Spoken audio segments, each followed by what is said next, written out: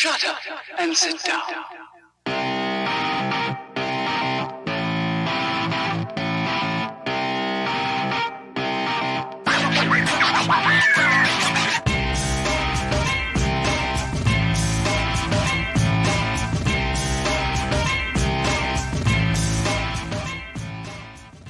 Hello all and welcome to HJBC coverage of the Reddit iRacing League. Last week it was Global Mazda MX-5s around Laguna Seca. This week it's the Dirt Legends at Lanier Raceway. And qualifying's underway right now for what is a little bit of a Reddit iRacing League first, using heat sessions and all of that. So qualifying is underway right now. That's getting completed, and that will decide who is in our different heats, the order that they start with. And here is how the sessions will work. Here's how the night will go. Qualifying was 4 laps, and just about everyone has done that now. Each heat is going to be 14 laps, and top 2 from each heat goes into the final. Of course, going to have a last chance qualifying, a consolation race, and that one going to be 21 laps before we move through to our A main, our final, which is going to be 43 laps. Our producer, Michael Derby, I am David Haynes. We're going to have some guests joining us in the commentary box as well, because right now I've got our current pole sitter, Alex Albert, and just joining us as well is Aaron Thacker with 3 minutes left on that qualifying clock. Alex, you're at the top of the session there. Talk us through this Dirt Legends car around this track. Yeah, so if maybe Mr. Derby could cue up the my lap there, and we'll watch it, and I'll talk about it. You want to start out up high, and you want to arc it in, but you don't want to get it all the way down to the wall because the track really flattens out. So maybe about a car width off of the bottom, try to hit that apex, and then just drift it back out, get back on the throttle. And then same type of thing on the other end of the course. You want to drift it down, arc it in, and then be back on the throttle before the apex. And this is dirt racing. You want to get sideways, but not too sideways, because that'll slow you down. And we don't have a lot of horsepower tonight, so got to try to maximize that momentum. Yeah, exactly. When we think of dirt racing, a lot of people would think of something like a 410 sprint car, which has got big, torquey V8. These effectively a motorcycle engine in there. They'll rev pretty happily, but they're not a torque monster. Yeah, that's for sure. I mean, we're turning 10,000 RPMs here on the straightaways, which is huge, But like you mentioned, it's because we're running a motorcycle engine. So we have a connection down here, and then just use the motorcycle transmission. So it's pretty cool, sequential shift, and car's very light, nimble, and a lot of fun to drive. I love the Legends car. It's one of the few that you can race on dirt, oval, paved oval, and on the road courses. So I find it a blast, and I think we're going to have a good night of racing here with the first ever RiL heat races here at the dirt. Yeah, fantastic. And I'll bring in Aaron Thacker right now if he's ready. Aaron, your thoughts on this race? Or maybe not. So we'll have a quick look. I think just about everyone has used up their 4 qualifying laps. Yeah, I think I noticed the 600 hadn't. I was actually mentioned to him there while the opening was going on, and he told me that they came in and tried a different setup there. So should see him completing his laps, and it looks like he's done all 4 now. So got a minute left here. Must be a couple other guys out there that don't have all 4 in. David, I do want to confirm I am in the booth this evening. I have a 2-year-old, and the 2-year-old locked me inside my dressing room, David, so I am here now. I apologize for being tardy. I mean, I'm not going to question that. What I will do is run down the qualifying order as it stands right now, which I don't think anyone is going to change. So, fastest qualifying time, 16.8 This goes to Alex Albert. Second place, it's Giovanni Romano, your points leader, your defending champion. Third's Evan Merrill. Fourth, it's Jordan Babcock. Fifth, Alex Coffard. Sixth is Austin Burdick. Seventh, Justin Lamans. Eighth, Philip Linden. Ninth, Alex Bueller. Rounding out your top 10, Jake Johansson. 11th, Andrew Fawcett. 12th, Nate Franklin. As the time expires, and we'll quickly move across to the next heat, and we'll see who is going to start in this one. I think it looks like we're going to have 3 heats. So our drivers all divided up into 3 per the snake, and the 2 highest finishers from Heat 1 will automatically earn themselves a place in the final. The rest will be going into the B main, the consolation, the last chance qualifying, whatever you'd like to call it, Aaron. Yeah, David, this is so fun to watch this kind of racing because you can have a really bad first race and then really work your way back and turn it into a really successful racing evening. And I think we're going to see a few guys try and take advantage of this very special heat cycle tonight and possibly do that. So, David, this first race is important, but if you have a bad one, it doesn't mean you're entirely out of it. Yeah, the pace truck pulls away 2 laps before we go to green. And to save our audience hearing too much clicking, Aaron, do you want to look through who's in this heat? Yeah, David, I'm working through that. It looks like we have ourselves Alex Albert, Giovanni Romano, Alex Coffard, Nate Frank.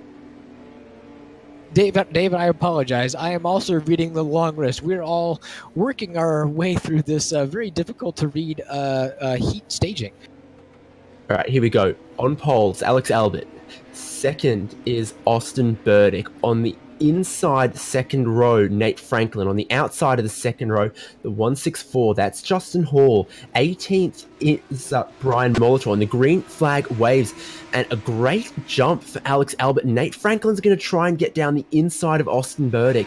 But we did hear it's a bit flatter right at the apex. Running a little bit higher has meant a better traction off the corner for Austin Burdick. Nate Franklin in his 24 still trying to make that low line work. And that's important because that second place position, that's the last position in this heat that will transfer immediately through to the final.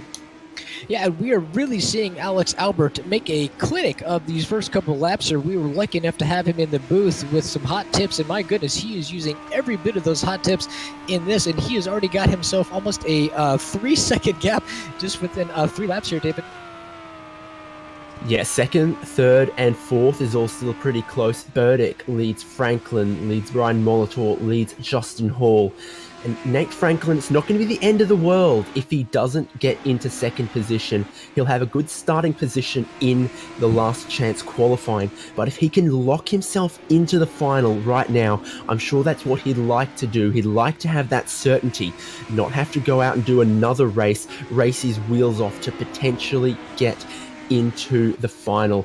I will suspect that most drivers will make their way into the final. There's only a few drivers that won't. We had 23 register and the A main has room for 18 cars, so really there's only a few that we're going to eliminate. Alex Albert skipping away, 2.5 second lead. Burdick has a bit of a handful just there. It's about 5/10 clear of Nate Franklin, who's trying some different lines, trying to keep it a little bit higher, try to run some momentum away from the lowest parts of the corners. Yeah, Nate Franklin, he's really trying here. If you watch Austin Burdick, he has been very consistent, not taking the car as sideways as Nate Franklin. Nate Franklin was taking the car very sideways the last couple of laps, and then he really made a whole different effort, what you're watching him do right here. Take it high and then swing it down and low, but Justin Hall is eagerly looking for opportunities too.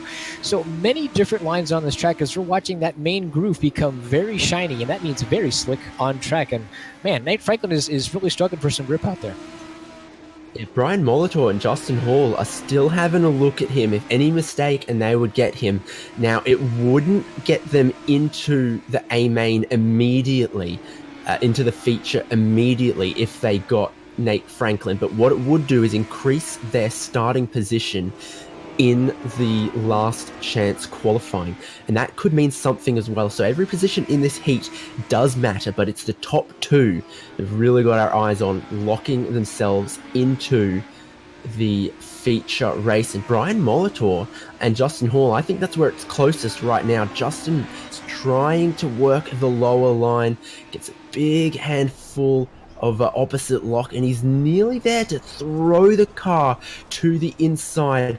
Molitor making the higher line work for the momentum off the corner. Justin Hall is going to try to be really our only position change of this race, because he's nearly grabbing 4th place with 2 laps to go. I am really loving the effort Justin Hall is putting in here, David. He is taking the inside line of the inside line. He almost hit the entry cone on that lap just before this one. He is really looking for some grip right now, and based on his driving style, that inside seems to be working. But Brian Molitor is on a bit of the faster line when it comes to getting some heat off the corner. David, we have just ourselves 1 lap to go. Yep, Alex Albert takes the white flag, and he is properly clear of Austin Burdick. Justin Hall and Brian Molitor still trying to trade positions, but your winner for Heat 1 is going to be Alex Albert, and with a pretty decisive margin over Austin Burdick. Nate Franklin looks to have 3rd wrapped up, so my eyes are on Justin Hall and Brian Molitor. Justin Hall will get himself 4th position. So that's Heat 1, 14 laps in the bag, and we'll move on to Heat 2, Aaron. Yeah, that was, David, that was really fun to watch. This is nothing like we've really seen in the Reddit Racing League before. And as you mentioned here, the second heat is very, very quick. So the cars are beginning to grid right now, David, and I promise we will do a better job. I'm seeing Giovanni Romano, P1, Justin Lamons, P2, Andrew Fawcett, P3, Thomas Ellison, P4, and Brian Schulhoff in P5 in heat number 2 tonight. David, have I got that right? Yeah, we've got there. I was also having problems just with my timing screen updating slowly in the first race, but there we go. Waiting for, I think, the time to elapse on Heat 1. Heat 2, out there, the pace truck is away, and it will not be too long at all before we get Heat 2 underway and we lock 2 more drivers into the feature race. Now, after that first race, I think all these guys were watching that very closely, where some of that grip may be. We are seeing a very, very shiny middle sector right now, but they're going to try and work some of that bottom line. Justin Hall was probably the most adventurous on that one, taking the lowest possible line to try and avoid the shiny stuff. And it's still pretty dirty and probably a bit slick up on the top side. So, David, I think this heat here is probably going to feel about the same amount of grip as the first heat, but by that third heat, these guys are going to be having to dodge around on track, trying to find the maximum grip. Yep, exactly. Once again, 5 cars for 14 laps. And away goes Giovanni Romano. He gets himself a good jump in his always purple car. Behind him, the 2 car, Justin Lehman still holding on to that position. And Andrew Fawcett, Thomas Ellison, Brandon Schulhoff. Second position, I think, is going to be very, very fiercely fought over, like we've mentioned. A spot that would lock that driver into the feature race tonight. And a bit of a wiggle for Lamons, and Andrew Fawcett's going to try and take it high. Yeah, he's got it high, and there's a ton of grip out there. If you watch his car, he does not have to take as extreme of an angle as Justin Lamons is right now. And Thomas Ellison is also looking for an opportunity with Andrew Fawcett on the high side, but he is going to carry more speed off that corner. As you watch Thomas Ellison just have to check up just a hair, as Fawcett was a little more aggressive. And man, Andrew Fawcett's taking a really steep angle there, really struggling to get some corner speed right there, and he gets very close to Andrew Fawcett. David, he's going to take a peek. Oh, did they touch bumpers? Maybe just avoiding it, but classic dirt racing strategy here from Andrew Fawcett. Run the higher line, get the momentum until you have closing speed, and then try and throw it down the inside, try and make the move. Once again, he's very close, can't do anything about it, and as they bicker, as they fight, Tom Ellison is still right there. Giovanni Romano has skipped off into the distance. He's going to try and lock himself into the feature, but the last position to do so, second place being fiercely fiercely contested. And Andrew Fawcett looks a little bit quicker, but just looks like he's not comfortable enough down low to make the pass work. But there's a big wiggle for Lehman's. Closing speed once again goes to Andrew Fawcett. He runs the higher line, working the wheel really, really hard down low for Justin Lehman's. Working really hard, and you've seen Thomas Ellison fall back. David, about a lap ago, Tom got very, very loose. Oh my goodness, as he's done right there, got very loose out of corner 4. That is really giving Tom some trouble right now. But this battle for second is really heating up. And if we can ask our director to go in car with Andrew Fawcett, just so we can get a good look of what it's like to be inside this car and how much you are sawing on the wheel. And Andrew Fawcett gets very close to the outside wall. Yep, so still a 2-second lead, Giovanni Romano, and then this, our closest battle, Justin Lehman's, Andrew Fawcett. You called it Tom Ellison dropping off a little bit, and struggles for Brandon Schulhoff as Andrew Fawcett collects the inside wall. Tom Ellison's going to come through and grab 3rd place. Fawcett not comfortable with the low line, got a big whack of oversteer and couldn't correct it from hitting the inside wall. And now 3rd place goes from Fawcett to Tom Ellison. And as we mentioned in the first heat, what that will do is decide their starting positions for the last chance qualifying. And that could matter a lot because there's going to be a lot more cars on track in that race than there is right here in these 5-car heats. Fawcett throws it down low there side by side, but once again, just has to do too much correction, too much slip angle in the middle of the corner. Costs him a lot of the momentum that he was finding on the high line. They're still side by side, but there's 2 laps to go for your leader, Giovanni Romano. These heats, they come quickly, and there's only 2 laps left in this one. Yeah, we are really watching Andrew Fawcett struggle here to try and get himself back on Thomas Ellison, but Thomas Ellison really has gotten the best of him, and my goodness, just 2 completely different lines. Thomas Ellison made a mistake early on, but he's really found his groove in the latter part of this race. So Giovanni Romano will come through turns 3 and 4. He will win Heat 2. Justin Lehman's looks assured to grab the 2nd position. So we look, the closest battle is 3rd, and coming to the line, Andrew Fawcett just grabs it with a superior run on the high side. No, apologies, that's coming through. Yes, maybe I was correct. So that was a great battle out of the final corner to the checkered flag. Andrew Fawcett just grabs 3rd place back, and that's Heat 2 in the books. Giovanni Romano and Justin Lehman's sending themselves through into the feature race, and we'll look at who is in heat number 3, as I see that we're going to have at least 5 heats. That is confirmed, and in this one we have Evan Merrill, the man, the machine, the constant Miata take-aparter, Evan Merrill in P1, Philip Landon P2, Devin Peters P3, Daniel Bartz P4, and we are so lucky to have Neverlift Kyle Smith in P5 in this heat, David. Pace truck pulls away, going racing quite soon, and your pole sitter, first row on the inside is Evan Merrill. On the outside of the front row is Philip Linden. Behind them, Daniel Bartz, as you said, and then, well, he's on the outside, and on the inside of the second row, Devin Peters. Going to be going green in just 1 second. So, your pick for this heat, Aaron? I'm really hard-pressed to pick against the pole sitter, because right now that has been the strongest position and the consistent position for these last 2 heats. David, I really want to keep an eye on the people favoring that top line, because it is appearing to show a little more grip for these last couple of drivers, and I think that's really going to help them out. So Philip Linden and Daniel Bartz may benefit here, and we are green for Heat 3.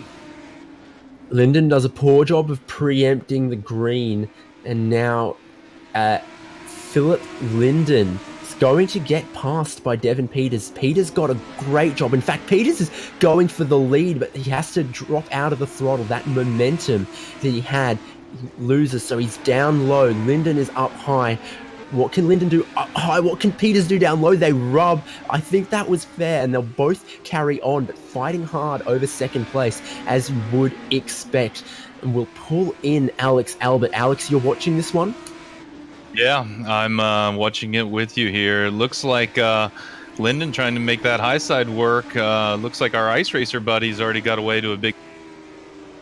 Hey, Alex, can you talk about what the track is feeling like right now for these guys?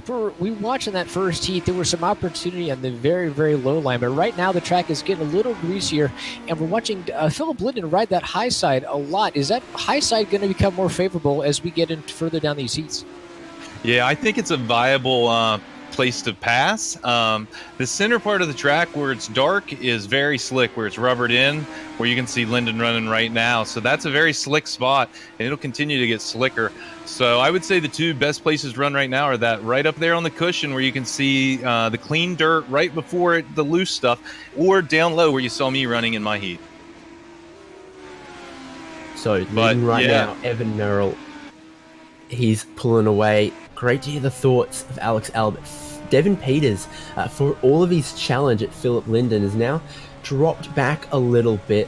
We're about to cross the halfway point of heat number 3, and it's picking up the pace a little bit behind. There's also a battle between Daniel Bartz and Kyle Smith, neither of which want to be last.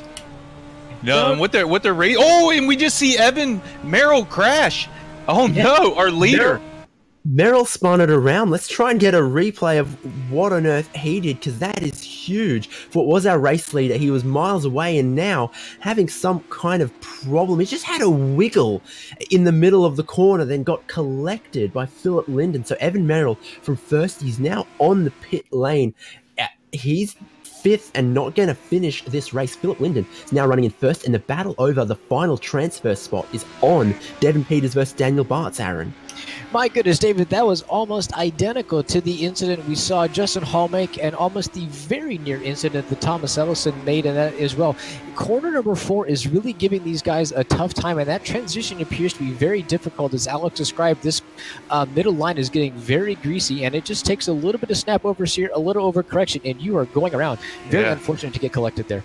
Yeah, there's a little spot you can feel down there. It almost makes a squishy mud type sound when you drive through it. I think it's a little bit wetter than others, and it's catching guys. Yeah, so the ramifications of Merrill crashing out there, he'll be starting towards the back of the LCQ, being the last finisher of the 3rd heat. So he'll be 3rd from last there in the LCQ. It'd be exciting to watch him drive up through there, try to get to that train. That's going to be very costly for him. 2 laps to go for Philip Lyndon, who occupies first position of Heat 3. Winning Heat 3 would put him on the outside of the 2nd row for the feature, but it's not done quite yet for P2, the final transfer spot of this heat. Peters is holding on to it. Daniel Bartz trying to do what he can to potentially get up there, but out of turns 3 and 4 will go the number 9, Philip Lyndon. He'll take the checkered flag, and he will go through to the feature. Devin Peters, barring any problems in the 911 car, will also go through, and Daniel Bartz gets 3rd. 4th goes to Never Lift Kyle Smith, and Evan Merrill. Devin Bartz with the spin. Daniel Bartz is spun. So, yeah, that being the 3rd heat, that'll be the 3rd place starter and the 8th place starter there. So,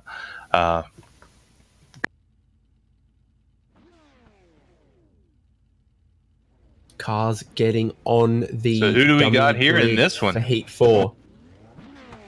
I expect it's going to be pretty exciting here with Babcock and Bueller at the front. We got Beeman and JP and the Minnesota Menace, Ryan Verhoeven.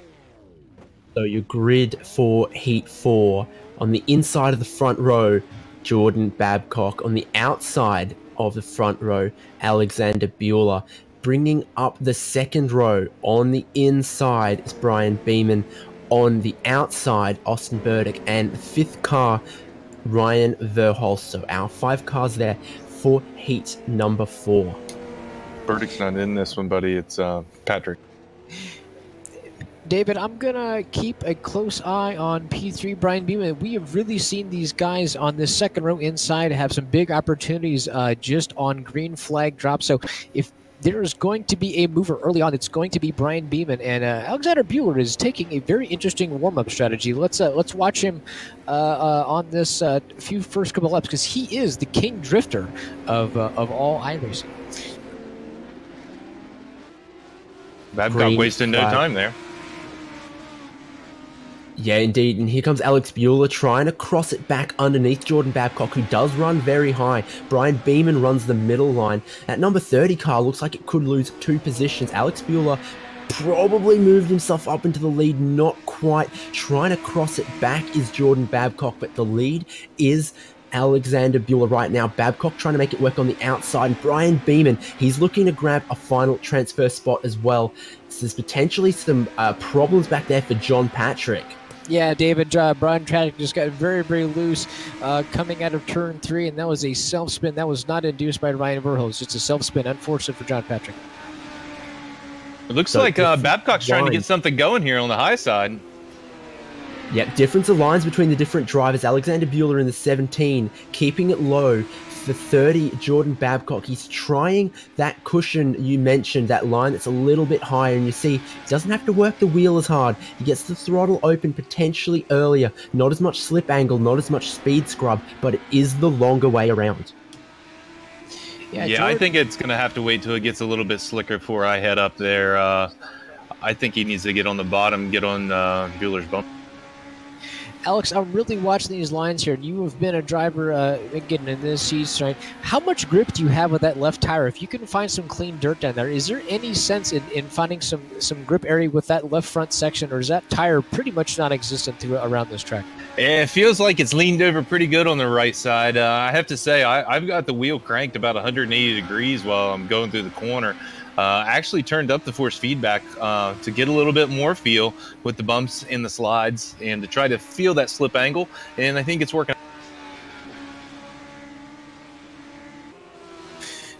David, we are just watching 2 completely different lines here. Jordan Babcock is kind of taking high center, and Alexander Buehler is just throwing a very steep angle into the corner and just powering out. They're about to run into a bit of lap traffic with Ryan Verhulst. Hopefully he'll get out of the way, but 2 very different lines, 2 different strategies, as Alex kind of talked about. Oh, Jordan gets very loose coming out of turn 4 there. Good save by that. Brady's got to watch it for Brian Beeman. He is looking for an opportunity with any mistake by Jordan Babcock. Yeah. Buehler, 5 laps to go, now a lead of 1.5 seconds. It's back there for second place, the final transfer spot that we've seen some of the most action. John Patrick, with his unfortunate incident before, gets right out of the way of our leaders. A true gentleman. And Brian Beeman's just not quite close enough right now to be able to take that spot from Jordan Babcock, I don't think. Babcock's still using sort of the middle line through the corners. It has to be a mistake from Babcock right now for Beeman to get through, I would think. Yeah, I would think so too, and I think they're pretty much taking identical lines. Of course, one of these guys has the ability to get a little more aggressive on the throttle and maybe try an alternative line. I think if anybody needs to test something, it is Brian Beeman, because running an identical line and darn near identical lap times, David, that is not going to get him any closer next to Jordan Babcock with just 2 laps left. Yeah, Beeman, though, in a good spot here. If he's not able to transfer, I think that starting 4th in the LCQ is a pretty good spot, and that those extra laps could turn out to help him if he makes the feature. That's one thing I'm worried about, not getting those extra laps that some of the guys transferring in. So definitely something to think about, and as we've already mentioned, is somewhere between 8 or 10 cars that are going to go through into the feature from the last chance qualifying. Night is not over if you're not in the top 2 in this heat, but Alex Buehler, he'll be going through because he takes the checkered flag in heat 4 in first position. Jordan Babcock, he's fought off that charge from Brian Beeman, so Buehler and Babcock, you're occupying your transfer spots from heat 4. Brian Beeman, Ryan Verhulst, and John Patrick not able to get it done this time, but their night isn't over as we now look towards the last of the heats, heat 5, Aaron. We are coming in. It looks like this heat we have Alex Cofford, Jake Johansson, Miles Tiller, Christopher Flemian, and Jonathan Dixon are just now gridding up. So some of the scuttlebutt down there in the paddock is Mr. Flamian grew up on the dirt and just had a bad qualifying effort. So let's see if the rumors are true and he's able to drive up through there and take the top spot off of Mr. Coffin. Pace truck pulls away, and now these 5 little Dirt Legends cars are going to have their 14 laps. Once again, top 2 through to the feature. The 3 cars that won't transfer will go into our consolation, our last chance qualifying race, which is coming up after this one, as this is Heat 5, last of the heats for tonight's running. All right, as always, David, I am keeping an eye on that second row. I think Miles Tiller is really the opportunistic position here. If he can get a very good run on Alex Coffin in that first corner, I think he's got a good chance to get himself by Jake Johansson. Cars are coming through 3 and 4 right now. We're going to go green here with Heat 5. I'm anxious to see what happens.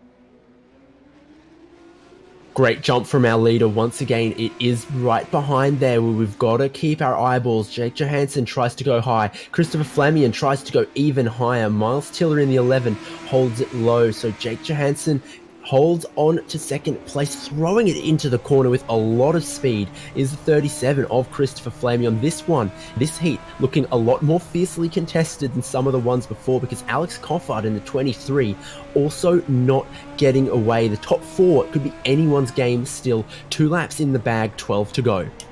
Absolutely is. Jake Johansson just really throwing a steep angle into these corners. I'm watching Alex Coffard on this strategy. Alex Coffard is very measured with his entry. Jake Johansson is a little steeper, but these guys are running very close lap times. I think they're studying each other's lines at this point, and if I'm Jake Johansson, I'm studying where my opportunity is. Alex Coffard gets a little loose coming out of turn 4 there. Jake Johansson also did as well. So, David, we're 3 laps in, and these guys are oh my big sideways by Alex Coffard there. Wow, these guys are really starting to slip around, Alex. What does that track feel like right now for these guys? It looks like it's getting slicker as we go here, and I expect it will. So these guys with these later heats are having to deal with that, and I expect it'll get quite slick by the time we get to the feet. We can see it. Looked like the 23 Apex just a touch early, and then it kind of screwed up his line coming off the corner. That allowed the 22 to close the gap. And like you mentioned, this is a highly contested heat. The 37 in third is still right there knocking on the door, running that high side, high wide. He's running it super high up there, somehow making it work. For the lead is nowhere near over as we approach the halfway point of Heat 5. Jake Johansson getting some good lines. Alex Coffard quick, and he got a good jump at the start, but it's not enough right now. The first 2 have started to build a little bit of a gap over 3rd and 4th though, Aaron. Yeah, David, and we've seen an issue from Flamian, and unfortunately, he'd gotten snake bitten by the very treacherous turn 4 tonight. He went way wide. The car just could not recover from a very steep entry angle, and unfortunately, Miles Tiller now is right on the back door of Chris Flamian. Yeah, I wonder if he's got a little bit of damage there. It looked like he got in the wall a bit, and then maybe about a half a lap later or so had a big slide. So maybe something broke there. Ooh, now he's up in the loop. Because there's 5 heats, grabbing 1 position in this heat actually grabs you 5 spots on the grid for the consolation, for the last chance qualifying. So that's definitely something that Miles Tiller could fight for, even if he's too far back now to make it into the 2 transfer spots. Christopher Flamian, I think, was rattled. Maybe he's found his rhythm a bit more now. He's still going all the way up into the marbly, dirty bits. 3 laps to go. Alex Coffard still leads over Jake Johansson. That one's not over yet, but it's going to take some kind of miracle from Johansson to bridge that gap and make a move in the last now 2.5 laps. Yeah, and the pace in this one is quite a bit slower than the other heats that we've seen. I think that's leading to some of the good racing there. Yeah, David, I'm watching Jake Johansson. He is being very clean on the wheel. There is not a lot of aggressive behavior going there. I'm really liking the drive he is getting off the corner. Oh, and he goes really steep into turn 4, and he almost loses it. My goodness, turn 4 is biting almost everyone last night, and we are coming up to the white flag lap here for Alex Coffer to potentially take the win for Heat 5. Hang on, 22. You're transferring. Just make it there. Exactly. So out of turn 3 and 4 comes Alex Coffard. He'll take the win in the last heat in Heat 5. Jake Johansson fought well with him. He'll take the final transfer spot. And in the end, Christopher Flamion does hold off Miles Tiller and Jonathan Dixon, our last car there. So David, I noticed that it's updated and it says now that we are definitely going to have 8 transfers. Yeah, indeed. So we move on to the consolation race, a little bit longer, 21 laps. And as you've said, this is going to be a bigger one. This is going to be a lot more cars on track than in the heats. 8 cars will transfer through to the feature at the end of this 21 lap race. Aaron, do you have an eye on who is starting this one? Yeah, David, I do, and it's a big one compared to what we've seen before. We have 15 cars on track, and my goodness, that is going to make us very busy up here in the booth. Nate Franklin, P1, Andrew Fawcett, P2, Daniel Bartz, P3, Brian Beeman, P4, Christopher Flamion rounding out our top 5, Justin Hall, P6, Thomas Ellison, P7, Neverlift, Kyle Smith, P8, Ryan Verhulst, P9, and rounding out our top 10 is Miles Tiller. Positions behind that, Brian Molitor, P11, Brandon Schohoff, P12, Evan Merrill, P13, John Patrick, P14, and rounding out this 15-car field is Jonathan Dixon. So I've got my eye right now on Kyle. That's the transfer position, but I expect that Mr. Merrill will be up in the top 8 before the end of the... So Nate Franklin on the front row, on the inside. He's going to have to try and get a good jump. 28 car behind him. We've seen that from the 3rd position, if you're heads up, if you're paying attention, you can get a good jump from there. Not a bad spot to be. And 8 of these cars will transfer through to the feature. Again, really boxed up behind the leader, but the leader gets a good jump. Yeah, Fawcett laid back there to make sure he didn't jump the leader and had a good look at him, but he ended up lining up with Bartz and really cost himself probably a position. 41 car nearly gives a little bit of a bump to the 37. Brian Beeman letting Christopher Flamion know he's there. The top 8 transferring. So a lot of these cars will, but it will decide their starting order in the feature race, which could be very important, especially if the track gets more difficult to pass on. Nate Franklin still leads, Andrew Fawcett, Daniel Bartz, but Flamion has grabbed position. It looks like the Minnesota Menace in the 11 of Tiller got into it there on the front.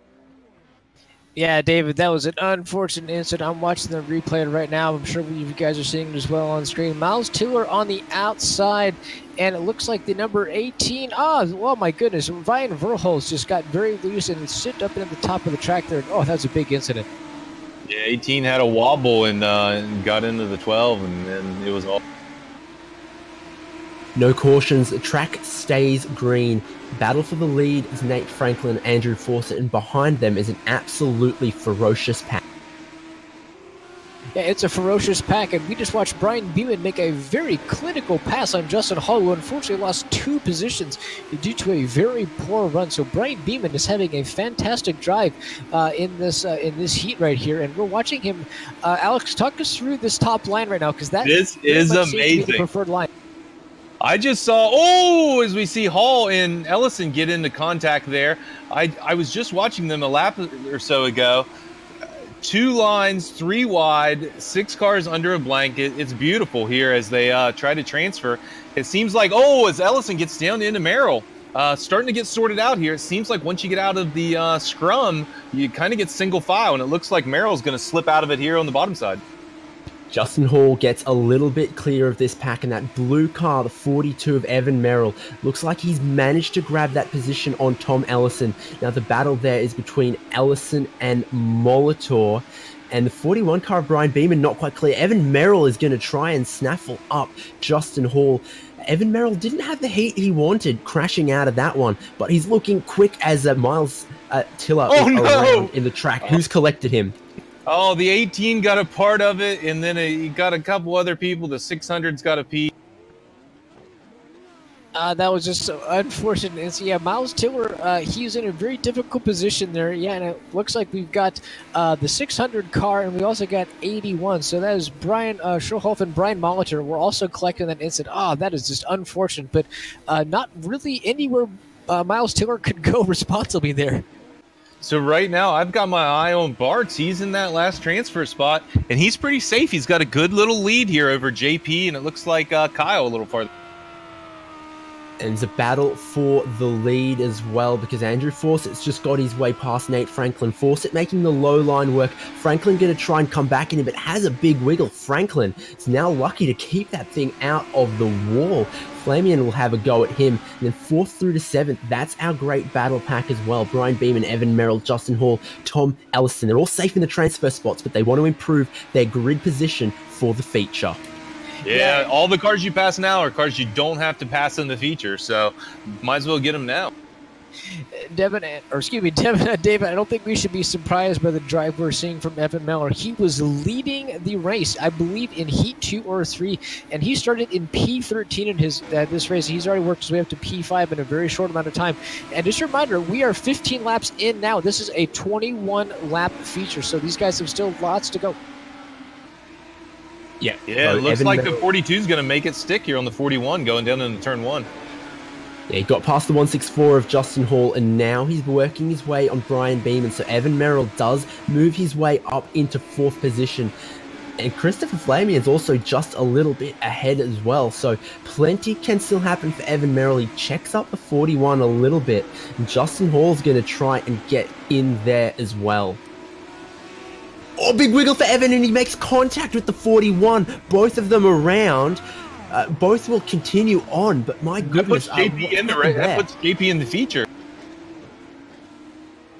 That was such a big incident. My goodness. Brian Beeman just unfortunately could not slow up enough for Evan Merrill was spinning there. So unfortunate. It looks like Brian Beeman's car is damaged. He is driving a bit sideways. My goodness, David, we have just a handful of laps left in this race. That is not what you want to happen. Big crash. Tom Ellison and Flamian just had a crash in turn 4. Tom Ellison is back going now.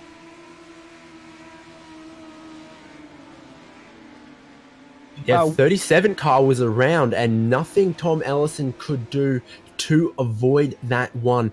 In our last chance qualifying here, there's 3 laps to go. Andrew Fawcett is a comfortable lead over Nate Franklin, over Justin Hall. With a fight right now, the scrum is over the last transfer spots. Yeah, what spot? Who is the last guy in right now? Yeah, Thomas Ellison is the last guy in our spot, but he just had a massive incident. Unfortunately, he is now dropping. Oh, he turned Flamian into Merrill. Now, but Merrill continues on. Flamian as well. Flamian lost almost no time. Evan Merrill, 9th place right now, not in the transfer spot. Flamian now makes contact with Ellison. Evan Merrill on the last lap has a chance to come back through. These 3 guys, whoever finishes last, will not transfer. Right now, it's Tom Ellison out of the bubble. Evan Merrill, Flamian are going to make their way through. They come to wall line. Let's not count the chickens yet. I think they... Wow, this has been exciting. Wow, it looks like Tom's just going to miss out. Wow, that was exciting. It looked like maybe a little extracurricular activity, but I'm needed during the warm-up, boys, so good luck in the feature, and thanks for letting me join you.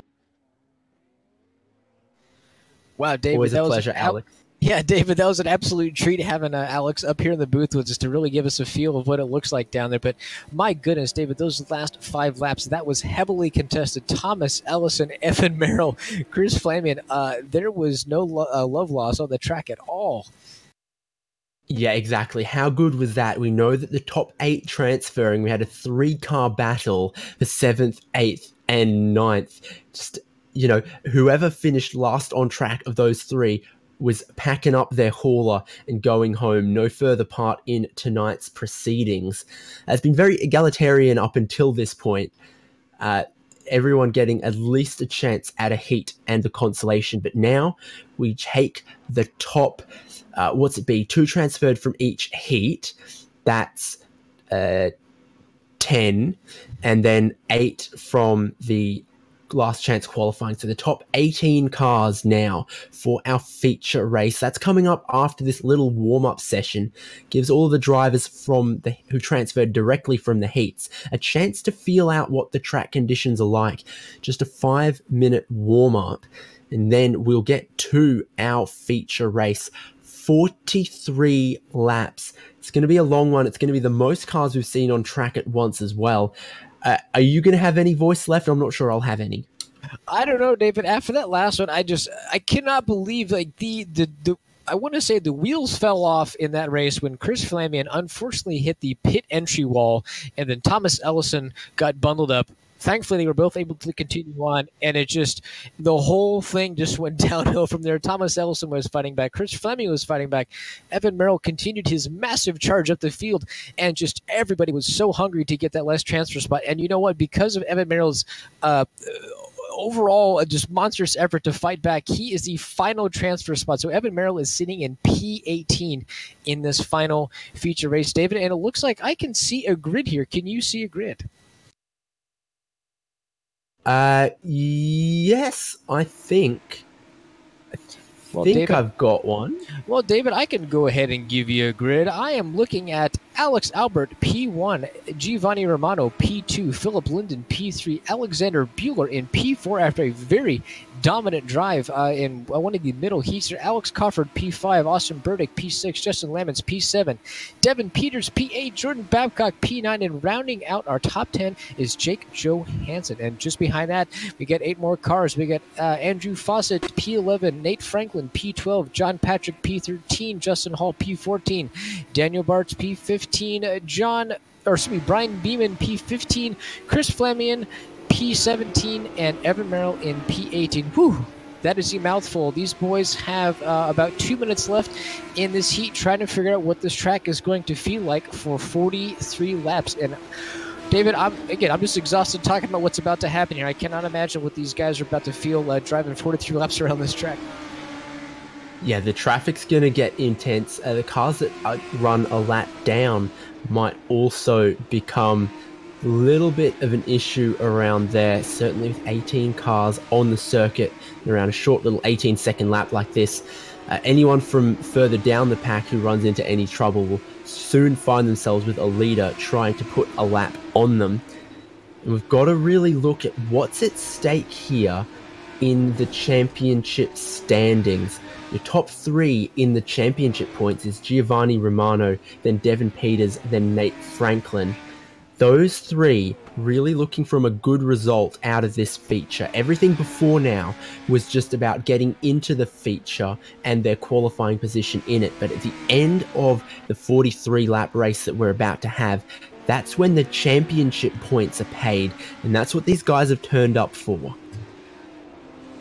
That is absolutely right, David. And let's not lose sight of who we are unfortunately missing in this race. We are missing Brian Schulhoff, Kyle Smith, Ryan Verhulst, Thomas Ellison, Miles Tiller, Jonathan Dixon, and Brian Molitor. These guys all had a fantastic drive tonight. Unfortunate that they are missing this final feature, but a great effort, especially by Kyle Smith, Ryan Verhulst, Thomas Ellison, Miles Tiller. Those guys drove very, very hard tonight. Unfortunately, they didn't advance to this main feature, so great effort from those drivers that we will not see in this final race. Yeah, pour one out for the boys we've lost. It just means that we've sharpened the field down to a little bit of a finer point, a best 18. The warm-up comes to an end, and in a couple of seconds, we'll see them lining up on the grid for your feature race here. Legends Ford 34 Coupe with the dirt configuration around Dirt Lanier Speedway. 43 laps ahead of us. And I have to say, your picks really got to be on anyone from the top 4, because it's going to be tough from anyone further back to stay out of trouble and move their way forward. Yeah, I'm afraid to pick anyone, but I'm gonna go on a limb and say Alexander Bueller. If he can keep himself out of trouble and stay smart behind the wheel, I really think we're going to see him on the podium or potentially in a spot higher than that tonight. Alexander Bueller, this type of driving just really fits his style. But I'm also going to put in a sneaker pick for Justin Lamons. He has been very consistent tonight in his heats, taking some bit of not inconsistent, some alternative lines to make the track work for him. And right now, the track is in a condition that may suit his driving, David. So I got my money on Bueller, but I've got my sneaky pick for Justin Lamons. My eye's going to be, for at least part of the race, on Evan Merrill, who makes up the very back of this grid. But we've seen he was leading his heat before he had some troubles. He made up a lot of positions through the consolation before only just grabbing the last transfer spot. He's a real win it or bin it driver in this car. That means he's going to be exciting to watch, but the field are rolling. Pace truck will soon pull in and we'll hear all of those little engines roar. This is going to be a lot of fun. As you said, 18 cars on this track is a packed house. We are going to see some cars drop off pace a little bit, and you'll be very surprised how quickly some of these leaders are going to catch these guys. So we're going to need some responsible driving all around for everyone, and the pace car is in. Yep, Alex Albert gets a good jump, but so does the 17 from 4th place, Alex Bueller. Is going to try and move himself from 4th into 2nd. He nearly does just about that. So Alex Albert still leads. Bueller's grabbed some spots. And then the purple car up high, Giovanni Romano's trying to fend off Philip Linden in the number 9 car. I tell you what, the number 33, Alex Albert, might have some troubles, but there's some banging of wheels behind. Yeah, David, looks like we've already had our first kind of victim of the night. Car number 9, Philip Linden, or excuse me, apologies, Dave, not Philip Linden, but we're working our way to try and find where the incident was. But yes, we have had our first wreck of the night as the top group is really heating up here. Oh my goodness, and Philip Linden gets spun. Yeah, indeed. Alex Albert leads. He gets a big wiggle. Bueller is going to try and take the race lead away from him at this point. Top 2 have pulled a little bit of a gap over our major pack for 3rd. Bueller gets to the inside of Alex Albert. Albert gets a big wiggle of oversteer. Who can get the power down better? They're side by side for your lead. 39 laps to go. Bueller in the blue car. Albert in the black, white, and pink. Side by side still, both lines working, the low line the shorter way around the racetrack. You can really keep the throttle pinned on the outside, and Albert's going to try and cross it back from the high line underneath Bueller for the lead. Doesn't carry much momentum down there, but he holds on to the inside line. Let's give some love further back from 3rd on down though, Aaron. Yeah, I'm watching. Oh, and just as you say that, David, we see Jordan Babcock and Giovanni Romano smack doors coming out of turn 4. And I'm really watching Austin Burdick in that number 07 car. He is taking a very aggressive high line, and it's really making him work. But we watched Jordan Babcock, Giovanni Romano, and Justin Lamons go 3 wide there for a bit. Looks like the boys have settled down. Everybody's settling in, and it looks like right now Nate Franklin is our biggest gainer on this race. He is at 5. Oh, and Jordan back with the big spin in contact with the number 2 of Justin Lamons. Driving it too hard down low, clicks the inside wall, does Jordan Babcock, and then in correcting back up, he did indeed collect Justin Lamons. We'll get a replay of how that one happened, Aaron, but I think it pretty much happened how I just said. Yeah, I think it did. I think it did too. Just an unfortunate incident. Tough deal. But we are also watching this front. David, I don't want to brag too soon, but my goodness, Alexander Bueller is really running with us as we watch Alex Albert get very loose coming off of turn 2. But Alexander Bueller is making a very strong effort with just 14 minutes left in this race. My goodness, he has himself a 4-second lead. So gaps for your top 3. Bueller, comfortable from Alex, comfortable from Cofford, but 4th place. It's still so very close there. Your points leader, your championship leader, your defending champion, Giovanni Romano, has just moved himself past Austin Burdick. He needs no mistakes. He needs just a clean race, just needs to bag some top 5 points in the 99 car. So then behind them, that's where it's close now. Burdick, Peters, Franklin. Franklin goes low and he gets past Devin Peters. Now he's going to try and have a run at Austin Burdick. Yeah, and Nate Franklin gets a very bad runoff. They had to really throw the car in there very late on the braking and makes himself in an okay position. But Nate Franklin again. Oh, and a slide job by Devin Peters right there. Nate Franklin is able to keep the position. I am very impressed with Austin Burdick's lines. He's keeping that high line. Not a lot of people are, and he's really kept himself out of trouble in this race, David, and which has allowed him to just really gain one spot and be very safe, where everyone else has been really shuffled around.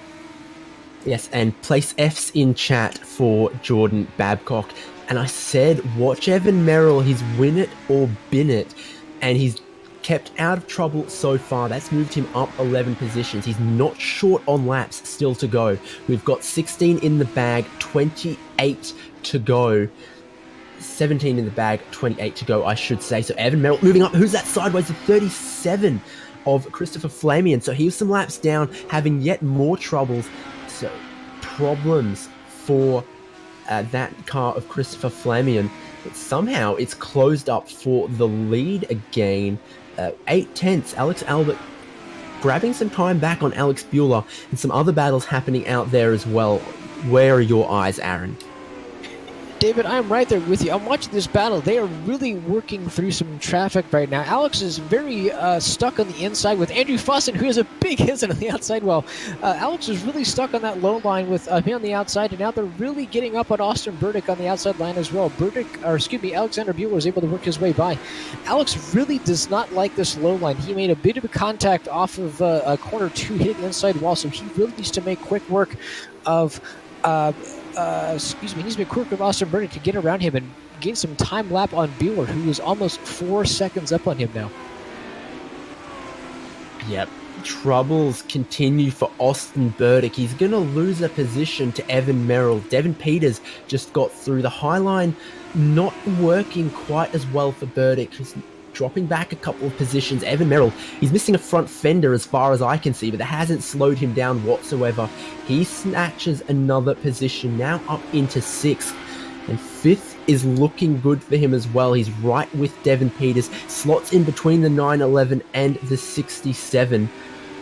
The 07, I should say. So 42 for Evan Merrill. He gets a good run off turn 4. Now he goes high because Devin Peters tries to keep it low. It's a great battle. 5th, 6th, and 7th. Evan Merrill crosses it back to get a good run off turn 2. Keeps it high once again. You assume that through this race, the quick line is moving up the circuit a little bit. Peters now has to hold it low. Big wiggle for Evan Merrill. Burdick is going to try and follow him through. Yeah, these guys are really making a good effort. I don't know if Evan Merrill likes that top line or not. And just as I say that, contact Merrill and Burdick. That costs Burdick a bit of time. Will he drop any more positions? I think he'll continue, but Evan Merrill continues on unflustered. So 6th position remains Evan Merrill's. Devin Peters is being hunted by him. Austin Burdick has gone on to have just a couple more problems there. He's now going to have to fend off Nate Franklin. But he's still running both of these cars. Almost all of our cars out there still running. No, I don't see any retirements. Now, everybody is on track, and just as we saw a few minutes ago, as I was mentioning, Evan Merrill does not like that top line. That does not fit his driving style or what the car is feeling for him right now. And just as I said, that him and, unfortunately, Justin Lamons got in a bit of an incident there. So, excuse me, not Justin Lamons, Justin Hall. As they worked through another car spun on the bottom there, and it looks like Evan Merrill has made his way past Devin Peters and is trying to avoid some lap traffic with Justin Lamons on the high side. So, Evan Merrill continuing to make a monstrous drive. He is up 13 positions on lap 28 of 43. He's running out of laps, so he's got 5th position, but the gap between him and Giovanni Romano is quite some gap. So that was one of the closer battles we had going on. Now we'd probably have to look behind them to Franklin, Burdick, and Hall to see any action there potentially. Yeah, I am just keeping a quick eye on Jake Johansson and Jordan Babcock. That is one of our closest battles on track, but it looks like Alex Cofford and Giovanni Romano is going to be one of our hottest ones, and Evan Merrill and Devin Peters too, so there's plenty of groups around here, but oh, and my goodness, and Jordan Babcock just makes some very difficult contact with the outside wall. But David, we are at the point in the race where lap traffic, you can't know who is in front of you, if it's for position or if that is a lap car, so treat everybody with absolute caution because it is chaos out there right now. Right on board with your points leader, Giovanni Romano, in 4th place. He's right to the bumper of Alex Coffard. I'm sure he'd love to get a podium finish at this race and for his title hopes. 31 laps in the bag, 12 to go. So that's getting towards the pointy end of this feature race. Alex Bueller leads with a comfortable margin over Alex Albert, who's got some margin over Alex Coffard. But here, Giovanni Romano in the purple 99 car, looking to get 3rd place. And there's plenty of traffic in between them. They've got the 22 up high. Jake Johansson just trying to stay out of the way of this battle, trying to run his own race as well. Yeah, he really is, and I'm really interested to watch this battle for P5 and P6 between Devin Peters and Evan Merrill. Devin Peters has really calmed himself down as he almost has an incident with the lap down Daniel Bars as he gets very high there, but Evan Merrill appears to be struggling again, trying to find a line that is comfortable with him. Devin Peters is running very consistent, not running too steep of an angle, and we're just watching Devin Peters enter the corner and slide and slide and slide and try and find grip. So I think Devin Peters is studying where Evan appears to be struggling right now because he's really looking a bit sloppy in some of his line, whereas Devin Peters is being very clean. And David, we are seeing that just over the last 2 laps where Devin Peters is looking for an opportunity. That position absolutely could switch back. Maybe the track conditions no longer favoring Evan Merrill. He has to go high, gets better run off the corner, but Devin Peters was absolutely inside at his rear quarter. Peters making the lower lines work, struggling a little bit on the higher line is Evan Merrill to hold on to that position. These guys side by side now, nearly 2 laps. Peters gets the most overlap he's had in a while, and the number 37 of Christopher Flamian slows down in front of the 42 of Evan Merrill, then makes contact with Peters. Peters is going to head towards the outside wall. The number 2 collects them, and there's yet more carnage there with 5 laps to go. Just about everyone will try and get running, but that has cost Devin Peters a lot as well. He drops down to 9th place. Now Nate Franklin and Philip Linden battle. Your top 5 all spread out, so now that's your closest battle, 6th and 7th, Franklin and Linden. That was so unfortunate there. Just Chris Flamian, I just went in too deep. I think he was trying to stay out of the way, being responsive. My goodness, he's got way wide and then just collected a whole bunch of cars. I saw a few cars on their lid. I believe there was 5 cars total, so that is just so unfortunate to see that. But yeah, definitely our hottest battle on track is between Nate Franklin and Philip Linden for that coveted 6th position. David, and I'm trying to figure out right now where these guys want to be on track because I'm looking at my monitor and this entire thing is a very shiny track surface which cannot be pleasant to drive on. I think these guys are really going to start looking for some alternative lines, and there's no way they are being able to go full throttle at any point in the corner at this point. Yeah. 1 lap to go for Alex Bueller. If you're going to make some moves out there, you've got to make them now. His lead is comfortable. The real battles, a lot of them have already been fought, already been sorted through the field. So your number 17 car, Alexander Bueller, he's going to be a winner on the dirt in, well, I was going to say 2 corners time. It happens now. The laps fly by here. Alex Albert will come across the line. Behind them, it's Coffard, Romano, and Merrill. Franklin and Linden, I think Franklin will hold on to that one. What about Justin Hall and Devin Peters? They've already crossed the finish line. So laps fly by, and that race was full of action, Aaron. That was absolutely nuts. And David, I don't want to toot my own horn, but I called Alexander Buehler may have an opportunity to win this race. And my goodness, he did it. He started P4, moved his way up to P1, and pretty much checked out in this race. And also, let's not forget our Dick Insider hard charger of the race was Evan Merrill, gaining 13 positions. He started dead last in this one and managed to claw himself back up to a top 5. So fantastic job by Evan Merrill. And no slouch, Nate Franklin and Justin Hall also gaining 6 positions in this race. But wow, that was full of action and on a very slippery track towards the end here. Yep, we'll run down your finishing order in your feature race. Your winner, Alex Buehler. Second place, pole sitter couldn't hold on to it, Alex Albert. Third place, Alex Coffard, for an all-Alex podium for all of you people trying to check off your bingo cards at home. Fourth place, Giovanni Romano. Fifth, Evan Merrill. Sixth, Nate Franklin got his way past Philip Linden. Then eighth, Justin Hall. Ninth, Devin Peters was running a bit higher than that, had some contact later on. 10th, solid recovery drive from Jordan Babcock, and I'm sure a lot of our viewers will be very happy to hear that. 11th, Jake Johansson. 12th, Brian Beeman. 13th, Andrew Fawcett. 14th, and 2 laps down, John Patrick. 3 laps down, Austin Burdick. 4 laps off the lead, Christopher Flamion, and then Daniel Bartz and Justin Lamans, the last of our finishers. And Aaron, have a look around. Have you found any drivers we can have a word with? I am lucky enough to find a few drivers, and unfortunately, David, as always, the very elusive, the very secretive Alexander Buehler, we will not be able to grab him for the booth, so we'll have to send a telegram and hope our best for a response. However, I have grabbed a very sweaty, a very covered in mud Alex Albert, who finished P2 tonight, also our guest commentator.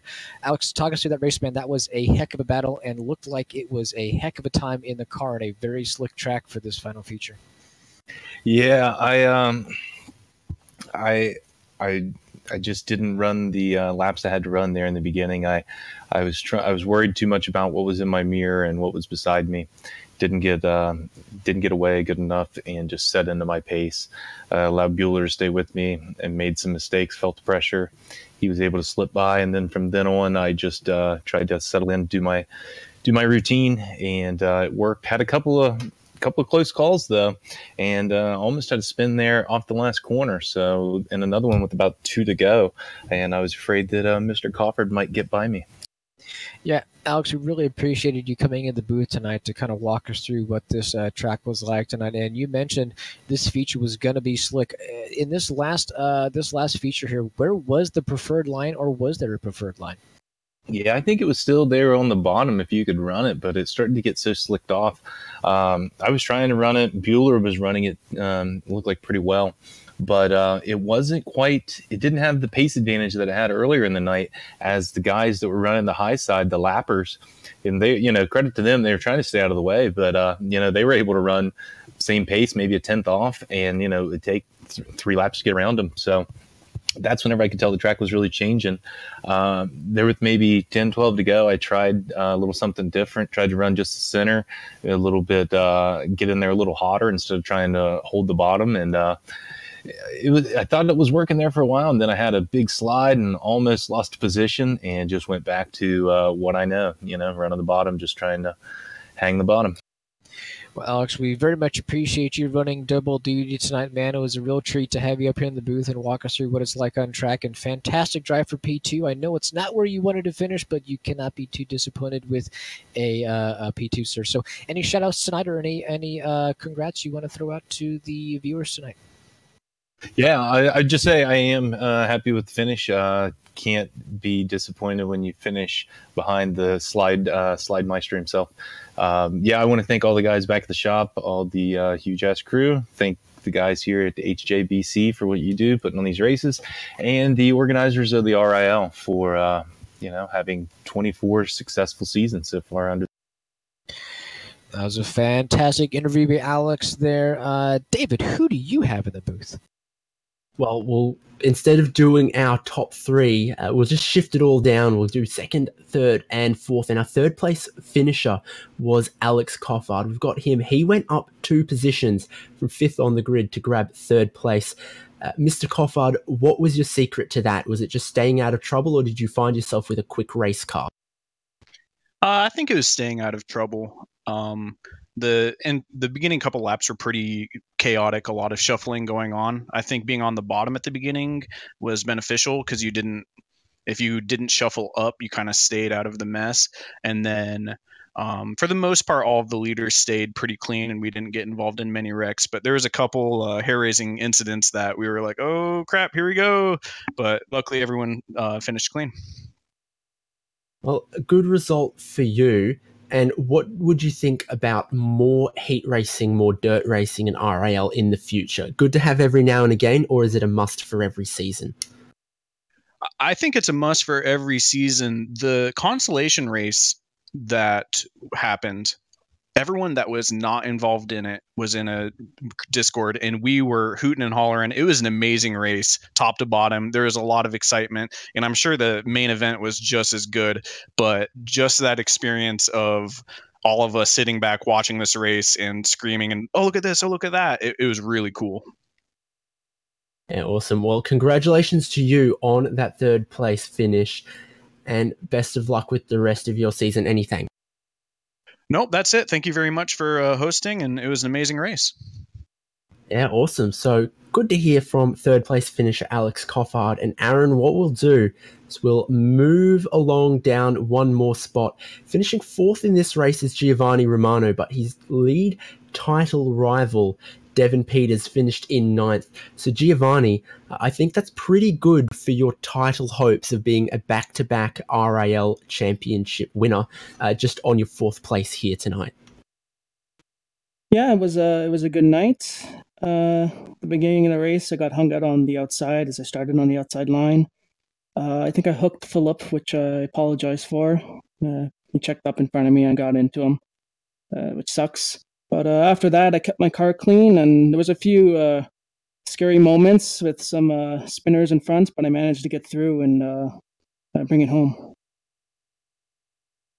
And further increases your points lead in the championship. Did you think about that while you were driving, or are you just this race is this race and what the points are will happen if I just have good results? What's your mentality? Number one mentality was to finish the race cleanly, because a lot of people are going to have issues. So many cars out there. There's a lot of incidences. So if I can keep it in a straight line the entire race, I knew I'd get a good finish. And I knew it went really well because I think I came up on Devin near the end of the race to lap him. So then I knew that I had a pretty good gap on him. Well, next round, we're going to Daytona with the motorcycle layout and the Radical SR8. Does that suit you maybe a little bit more than dirt oval racing? First of all, yes, I have very little experience with dirt oval, and second of all, I actually picked that round. Yeah, I actually already have a little bit of experience with it. I thought it would be pretty fun because there's going to be a lot of drafting on the oval, but then in the modal layout, it's going to be quite technical. So I thought it'd be kind of interesting. Certainly, thank you for picking that then, because I think we're all looking forward to that one next week. Thanks so much, everyone who's tuned in here on HJBC for our coverage of Round 6, Season 24 of the Reddit iRacing League.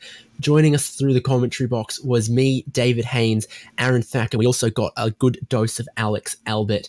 Our producer, as always, Michael Derby, quick with the cameras and the replays. Cannot do it without him. So make sure you join us here, same place next week for that. But before then, Wednesday night, points round of the Champ Car Sim Series, Aaron. Champ point season, and we had such a blast calling the last race, and I think we're going to see just as much exciting and competitive racing this week as well, David. So I look forward to seeing you and seeing our audience on Wednesday to cover that very cool race. Yep. So if you're real #Babs Nation, you'll subscribe here to Team Huge Ass. You'll catch all of our live broadcasts and all the other content we bring you, in-car streams from major events, and as well as the Champ Car Endurance Series live on boards. Hope you join us for them. Hope you join us again soon. Thanks so much for watching, and good night.